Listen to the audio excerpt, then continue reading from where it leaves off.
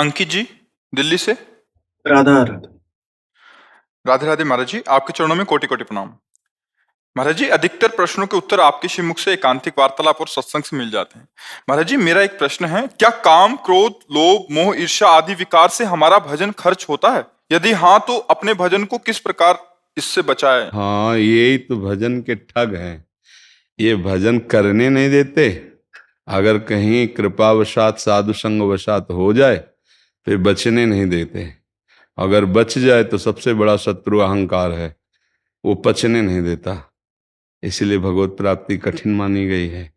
अगर भजन कर ले, करके बचा ले, बचा के पचा ले, तो भगवत प्राप्त महात्मा हो जाता है।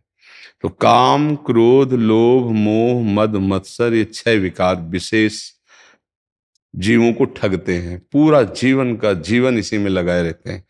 ये 6 विकार जीत जाए सो महात्मा। अब इनसे कैसे जीते? मूल में बात देखनी, काम है। सबसे पहला शत्रु काम है, और तो सब अधीन हो ही जाएंगे। एक अधीन हो जाए, कामना। काम कामना वासना मन त्यति कर दूर। अब ये काम हमारा सबसे बड़ा शत्रु है, परमार्थ मार्ग में और स्वार्थ में भी। आज जो जेलें भरी हुई हैं, इसी काम से भरी हुई हैं। काम ने कामना करवाई, कामना की पूर्ति में लोभ बढ़ा और अपूर्ति में क्रोध आया। कामा संजायते क्रोधा, क्रोधा स्मृति विभ्रमा, स्मृति भ्रंशात बुद्धिनाशो, बुद्धिनाशात प्रणश्यति। जहां बुद्धि का नाश हुआ तो सर्वनाश हो जाता है। वो हिंसा कर देगा, जेल जाएगा। लोभ बढ़ा, वो दूसरी जगह हाथ डालेगा, फंस गया। क्योंकि लोभ से भी मूढ़ता आती है और काम से भी मूढ़ता आती है। काम क्रोध को प्रकट करता है और लोभ को भी प्रकट करता है। पूर्ति में लोभ बढ़ता है, बाधा पड़ने पर क्रोध बढ़ता है। तो काम महापापमा महाशना, बहुत खाने वाला, बहुत पाप करा देने वाला, कभी ना घाने वाला, ऐसा शत्रु है। जैसे हमारे अंदर कामना है कि मैं भोग लूं, तो ऐसा लगता है तृप्ति हो जाएगी, शांति हो जाएगी। लेकिन भगवान कहते नहीं, त्यागात शांतिरंतरम। उस वृत्ति का त्याग कर दो जो आई है, नहीं तो तुम्हें वो नष्ट कर देगी। ये जो उपासक हैं, उनका ये नित्य दुश्मन तो है ही है। जो संसार में उनका भी दुश्मन, पर वो इसे मित्र मानते हैं। इसके बिना चलेगा नहीं, उनको ऐसा लगता है। पर उपासक के लिए तो नित्य बैरी है। तो हमें दुश्मन का पता चला, काम। मुखिया है काम, संपूर्ण दोषों में काम। अब ये रहता कहाँ है? दुश्मन का ठिकाना पता होना चाहिए। तो ऐसे देखा जाए तो लगेगा कि इंद्रियों में रहता है, ज्ञान इंद्रियों में। क्योंकि आंख ने रूप देखा तो कामना उत्पन्न हो गई। आंख ने रसेंद्री का विषय भोजन देखा स्वादिष्ट, तो कामना। घ्राणेंद्रिय ने सूंघा तो कामना पैदा हो गई। श्रवणेंद्रिय ने वचन सुना तो कामना पैदा हो गई। तो काम कहाँ रहता है? तो लगेगा इंद्रियों में। इंद्रियों में नहीं रहता। फिर अंदर घुसे तो 5 ज्ञानेंद्रियों को लेकर मन विषयों में विचरण करता है। मुखिया मन है। मन के बिना कोई भी इंद्रिय अनुभव नहीं कर सकती। जैसे हमारा मन कहीं और हो, आप बातचीत कर रहे हो तो हमें सुनाई देते हुए भी नहीं सुनाई देगा। जैसे कह देते अपने लोग, ये दोबारा बोलो जरा, हमने सुना नहीं, पास ही थे, क्यों नहीं, वो थोड़ा मन कहीं और था, ऐसे बोल देते हैं। इसीलिए बाण बनाने वाले को दत्तात्रेय जी ने 24 गुरुओं में एक गुरु माना। कि वो बाण की नोक बना रहा था, इतनी एकाग्रता से मन लगा हुआ था कि श्रवणेंद्रिय होने पर भी राजा की सवारी निकल गई और उसे सुनाई नहीं दिया। नगाड़े की चोप, जय जयकार, घोड़ों की टॉप, ये सब नहीं सुनाई दिया। तो उसे गुरु माना कि साधक को इतना एकाग्र होना चाहिए कि श्रवणेंद्रिय जिस लक्ष्य में मन लगा वहीं लगी रहनी चाहिए। तो इन इंद्रियों में काम स्थायी नहीं रहता। मुखिया मन है, उसमें काम लगता है कि मन में काम है। तो मन में भी काम का निवास स्थान नहीं है। ये आप इसे मान सकते हो कि इनके द्वारा देखा गया, इनके द्वारा संकल्प बना। लेकिन मुख्य जो काम का वास है वो अहम में है, अंतःकरण धर्म में। जो अंतःकरण धर्म है उसमें 4 हैं। वृत्ति के कारण 4 कहते हैं, वैसे उसे संपूर्णतया हृदय कहते हैं। एक हृदय है। वृत्तियों के कारण 4 चतुष्टय अंतःकरण कहते हैं। निश्चय करने के कारण बुद्धि, संकल्प विकल्प करने के कारण मन, और चिंतन करने के कारण चित्त, और क्रिया को स्वीकार करना कर्ता और भोगों का भोक्ता स्वीकार करना, ये अंतःकरण धर्म का अहम, वही काम का मेन निवास स्थान है। मैं पुरुष हूं, मैं स्त्री हूं, मैं विद्वान हूं, मैं ये कर सकता हूं, मैं ये भोग सकता हूं, मैंने ये किया, मैंने ये भोगा, वही काम बैठता है। मन, बुद्धि, इंद्रियां, ये सब अहम के अधीन है। बुद्धि वही निश्चय करेगी जैसा हम चाहेंगे, उसके विपरीत नहीं होगी। अब हम अपने को आत्मस्वरूप ना मानकर अंतःकरण धर्म से युक्त होकर अपने को पुरुष मान लिए, ये गलती हो गई है। ये माया से भ्रम हो गया। ये इंद्रियां, ये मन प्रकृति के हैं, प्रकृति में आकर्षित हो रहे हैं। मना कष्टान इंद्रियाणि प्रकृति स्थान कर सकती। और आप ममैवांशो जीवलोके जीवभूता सनातना, आप सनातन भगवान के सनातन अंश हैं। आपके हृदय में ये जो अहम स्थित हो गया है कि मैं पुरुष हूं, यही कर्ता भोक्ता भाव, इसी में काम रहता है। अब पता चला अहम रूपी महल में काम रहता है, सारे दोष यही रहते हैं अहम में। अहम गलित हो जाए, अर्थात ये अहम की बिल्डिंग गिर जाए तो हर चोर भाग जाएगा। तो इसके दो भाव हैं गिराने के, एक ज्ञान योग के द्वारा और एक भक्ति योग के द्वारा। भक्ति योग में अहम को गुरुदेव के चरणों में समर्पित कर देते हैं, आराध्य देव के चरणों में समर्पित कर देते हैं। अब जो ये कहें करें हम सोई, आयस लिए चले निज दासी, मन क्रम वचन त्रिशुद्ध सकल मत, हम श्री हित हरिवंश उपासी। मेरे गुरुदेव जो आदेश करके साधना व्यवहार बताया, उसके अनुसार मैं चलूंगा। मैं गुरुदेव के चरणों का बिका हुआ दास हूं, कृतो हम। ये भक्ति और ज्ञान गुरुदेव के चरणों की उपासना से प्रकट हुए विवेक की तीखी धार से स्थूल सूक्ष्म कारण तीनों शरीरों से जो मैं रहित हूं, उसका जब शुद्ध मैं का, जिसके आगे कोई उपाधि नहीं, शायद आप समझ पाए ना, कोई उपाधि नहीं है। जितनी भी उपाधियां हैं, जितने भी पद हैं, जितनी भी स्वीकृति, वो सब प्राकृतिक है। मैं विद्वान हूं, मैं धनवान हूं, मैं ज्ञानी हूं, मैं अमुक हूं, मैं अमुक हूं। जहां मैं के साथ कुछ लगता है वो माया होती है। शुद्ध मैं में माया का प्रवेश, वो मेरा स्वरूप है। इस मय में अहम जनित दोष काम क्रोध आदि लोग प्रवेश नहीं कर सकते। और या तो ज्ञान के द्वारा ज्ञान का प्राप्त करना बहुत कठिन है। सहज सरल और वैसे ज्ञान हो जाएगा, वह भगवान की भक्ति, गुरुदेव की भक्ति। इष्ट देव के चरणारविंद में प्रीति बिना इष्ट देव के प्रेम में डूबे हुए महापुरुष के नहीं होती। अगर भगवत प्रेमी महात्मा ना मिले तो कोई भगवत प्रेम प्राप्त ही नहीं कर सकता। आप वृंदावन आए हैं, आपको अमुक अमुक जगह दर्शन करना, बिना गाइड के कर पाओगे क्या दर्शन? किसी न किसी से गाइड पूछना ही पड़ेगा कि भाई आप हमें बता सकते हैं रंगनाथ जी किधर जाना है? हाँ, आप हमें बता सकते हैं निधिवन किधर? तो जो जानता है वही तो आपको बता पाएगा। तो भगवान के रहस्य को भगवान के भक्त जन, प्रेमी जन जानते हैं। तो जब हमें भगवत प्रेमी महात्माओं का संग मिला तो मुझे अनुभव हो जाना चाहिए कि हमारे ऊपर हरि की बहुत कृपा है। अब हम अपने अहम को उनकी आज्ञा में समर्पित कर दें। अहम समर्पित हुआ कि पूरा ठीक हो जाएगा।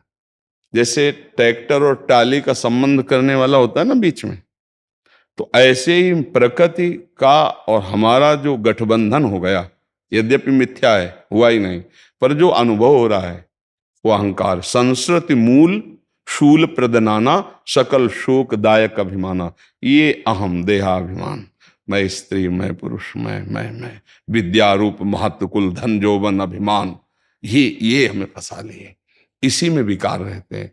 तो अहम भक्ति से गलित हो जाए या ज्ञान के द्वारा त्याग दिया जाए, तभी निर्विकार हुआ जा सकता है, दूसरा कोई उपाय नहीं। ये दान पुण्य तीर्थ स्नान इनसे नहीं दूर होने, प्रवचन सुनना प्रवचन करना इससे दूर नहीं होता, नहीं, ये होता है गुरुजनों की चरणों की उपासना से।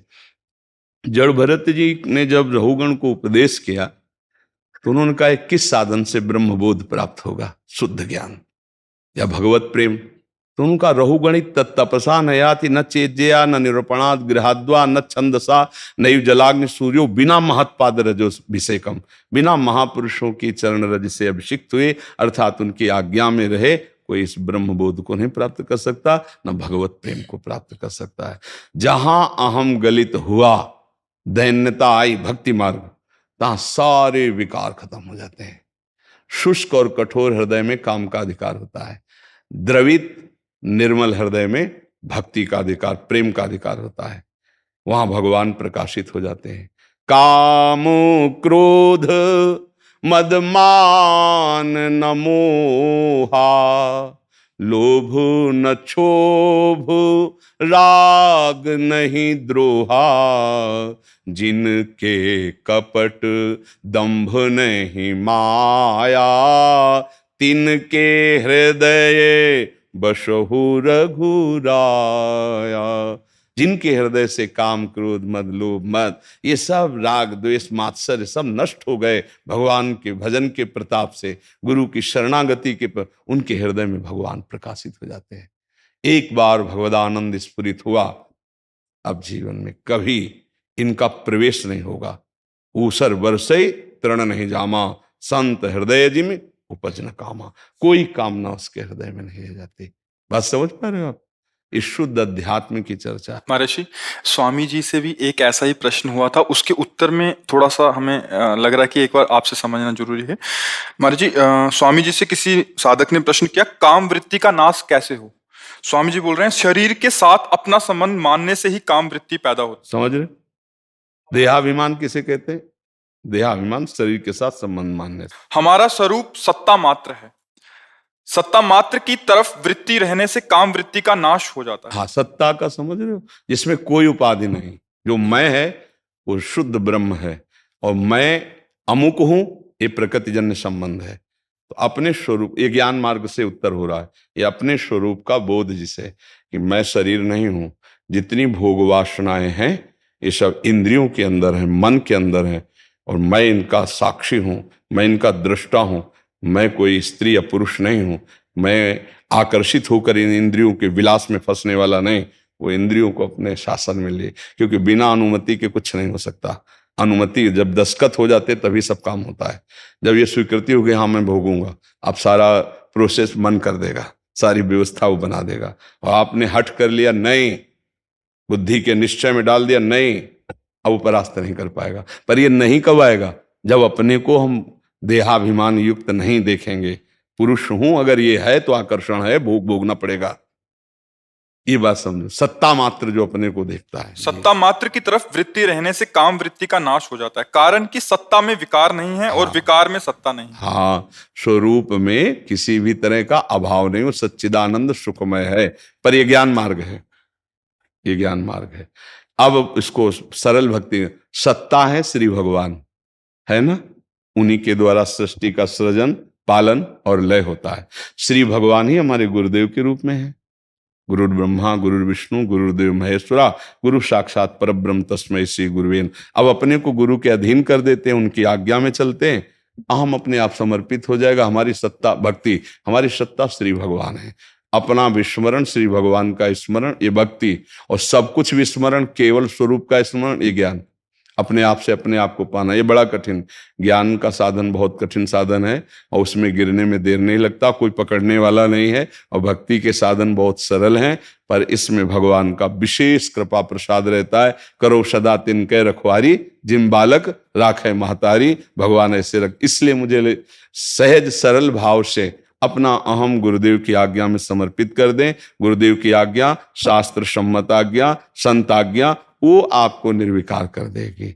निरंतर नाम जप करते हुए, सदाचरण करते हुए भगवान को समर्पित हो जाएं। सदाचरण, ये तो सर्वाणि कर्माणि, समस्त कर्म भगवान के चरणों में समर्पित हुए, नाम जब चल रहा है, गुरु आज्ञा से कोई पाप अपराध नहीं बन रहा, थोड़े दिन के बाद आप देखोगे हृदय निर्मल शांत, कोई चाह नहीं रह गई। ब्रह्मभूता प्रसन्नात्मा न शोचते न कांक्षते। ऐसी भक्त की स्थिति होती। जाहि न चाही कबहु कछु, तुम सन सहज सने, बसो निरंतर तासुर सुराउर निजगे। जिसके हृदय में कोई चाह नहीं है वही महान भागवत है। जिसके हृदय में कोई सोच, कोई कामना नहीं है, वही परम ज्ञानी है। और ये तभी होता है जब अंतःकरण का अहंकार प्रभु में लय हो जाए, या ज्ञान के द्वारा उसको अपने से अलग देखे, अपना सत्ता स्वरूप और स्थूल सूक्ष्म कारण तीनों को बाधित कर दे। वो बहुत कठिन है, बातें बनाना नहीं, वो बहुत कठिन है। जी, उसमें इसलिए आगे और भी थोड़ा जी, बताइए। विचार करने से अथवा भगवान से प्रार्थना करने से भी से बचा जा सकता हाँ, ये विचार करना बहुत पवित्र बुद्धि की बात है। जब हमारा ड्राइवर है नशे में है, तो क्या विचार करेगा कि हमको कौन सा सही मार्ग है, कौन सा गलत मार्ग है। शरीर एक रथ है, इंद्रियां इसके घोड़े हैं, मन इसकी लगाम है, बुद्धि इसका सारथी है, और जीवात्मा इसका रथी है। अब जीवात्मा, अब वो लगाम जो पकड़े हुए सारथी बुद्धि है, वो नशे में हो गई है, बुद्धि भ्रष्ट हो गई है। काम क्रोध लोभ मोह मद मत्सर का ऐसा नशा चढ़ गया कि वो भूल गई है कि हमारा मार्ग है भगवत मार्ग। हमारा मार्ग है जितेंद्रियता, मनोनिग्रह, निरंतर भगवत चिंतन का। अब वो इसमें फंस गई, इतना धन मिल जाए, ये भोग भोग लूं, अमुक अमुक पद मिल जाए, ऐसा हो मैं सुखी हो जाऊंगा। बस इस गलती से वो बुद्धि सलाह देती चली जा रही, नश्वर नाशवान संसार के भोगों की चाह में भटकना, पूरा जीवन भटकता। अब कैसे उसे, तो विचार कैसे हो सकते हैं? विचार तो पवित्र बुद्धि में होते हैं। अब वो पवित्र बुद्धि कहाँ आती है? वो तो सत्संग से आती है। बिनु सत्संग विवेक न हुई, विवेक से ही विचार होता है। राम कृपा बिन सुलभ न सोई। तो यदि हम सत्संग, फिर वहीं घूम के आगे, सत्संग सुने, गुरुजनों के चरणों का आश्रय रखे, तो हमारे विचार पावन हो सकते हैं, विवेक जागृत। और प्रार्थना, जब अपने किसी विचार की सामर्थ्य न रह जाए, किसी साधन की सामर्थ्य न रह जाए, कोई बात समझ में ना, उस समय हाथ उठा के भगवान से एकांत में, नाथ बचा लो, मेरे अंदर गलत वेग आ रहा है, प्रभु शांत कर दो। वो बड़े करुणा में है, वो आपको बचा लेंगे। यदि आर्त भाव से पुकारा तो, बिना भाव के अगर आप, तो उस भगवान नहीं सुनते हैं। भाव पूरित टेर ही करती मुझे लाचार। अब भाव कहां से आएगा? भजन से आएगा। जितना भजन करोगे, नाम जप करोगे, उतने ही पवित्र भाव आएंगे। जितना बढ़िया भाव आएगा, उतने ही आप निर्विकार होकर परमानंद में डूबेंगे। भाव ये बाजार में नहीं मिलता है। पहले हमारे अंदर अनर्थ जो भरे हैं, पाप प्रवृत्तियां, दुर्वासनाएं, ये नष्ट हो तब भाव आएगा। अभी तो काम भाव है, क्रोध भाव है, लोभ भाव है, मोह भाव, भगवत भाव कहाँ है? इसलिए नाम जप करें, भगवान के आश्रित रहें अंदर हृदय से, गुरुदेव संत महात्माओं के वचनों के अनुसार चलें, पक्का सब ठीक हो जाएगा, चिंता ना करो। अगर ठीक ना होता तो फिर आज तक कोई भगवत प्राप्ति ही नहीं कर पाता।